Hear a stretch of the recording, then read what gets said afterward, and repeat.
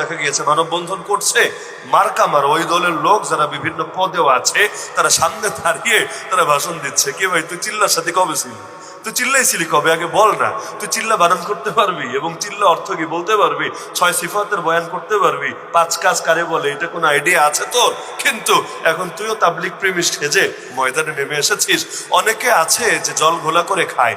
একবার চেয়েছিল হিন্দুদেরকে দিয়ে এই চান্সটা নেবে, ইসকনকে দিয়ে চান্সটা নেবে, পারে নাই। দ্বিতীয়বার চেয়েছিল মাজারকে দিয়ে নেবে, মনে আছে না আপনাদের?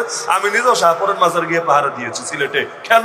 এক এক মাজারে হামলা করে করে দায় চাপায়া চাপায়া চেষ্টা করছিল অবস্থাকে অন্যদিকে নেবে। এখন 3 নাম্বার, আগের গুলো সব ব্যর্থ হয়েছে।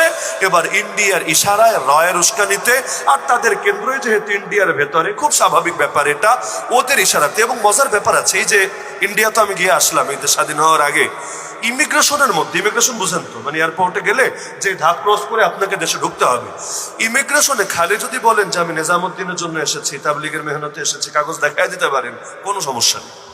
আর যদি এই জবাব না দিয়ে যেই জবাবই দেন, যেমন আমরা তো এমনি ইন্ডিয়ার খুব পছন্দের লোক, খুব মহব্বতের ব্যক্তিত্ব, নামগুলো চেনে, চেহারা তো মার্কামারা আছেই, বেশি না, নামলাম গিয়ে 4টায়, রাত 10টা পর্যন্ত আটকায় রাখবো।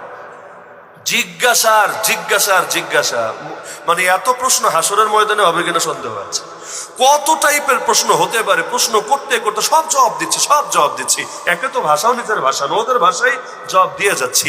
একটা গেলে আরেকটা আসে, ওইটা গেলে আরেকটা আসে, ওইটা গেলে আরেকটা আসে। লাস্টে বিরক্ত হয়ে বলেছি, ঢুকবোই না তোমার দেশে, আমারে আরেকটা বিমান ধরাই দাও, আমি চলে যাব বাংলাদেশে, লাগবে না আমার তোমার দেশে যাওয়া। এবার একটু ইজ্জতে লেগেছে। পরে গিয়ে আবার নিজেরা পরামর্শ করে এসে বলেছে, হুজুর যান, তবে টাইম মতো আবার চলে যায়, বেশি দিন থাকেন না, আর কই কই যাবেন আমরা এটা নজরদারিতে রাখবো। পরবর্তীতে রেখেছেও বটে। খালি আমার বারবার বলছিল, হুজুর খালি এটা বলেন, যে ওই একটা এসে শেখাও দিচ্ছিল, হুজুর এটা বলেন যে আপনি নিজামুদ্দিনে যাবেন, এটা বললে তাইলে মাসালা সহজ। এবং অন্যদের থেকেও কারগুজারি শুনলাম যে না, এটা নিয়ে ঝামেলা হয় না।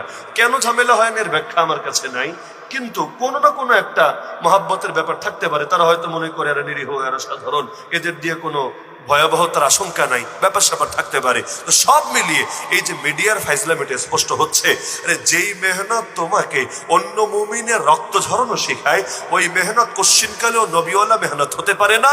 ওই মেহনতকে ফেরাউনি মেহনত বলা যায়, নমরুদি মেহনত বলা যায়, আবু জাহালি মেহনত বলা যায়, নবীওয়ালা মেহনত বলা যায়।